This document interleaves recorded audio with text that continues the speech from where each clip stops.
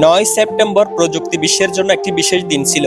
এদিন ক্যালিফোর্নিয়া বার্ষিক সেপ্টেম্বরে ইভেন্টে উন্মোচিত হয় বহুল প্রতীক্ষিত আইফোন 17 সিরিজ। এর মধ্যে ছিল iPhone 17, 17 pro, iPhone 17 pro max.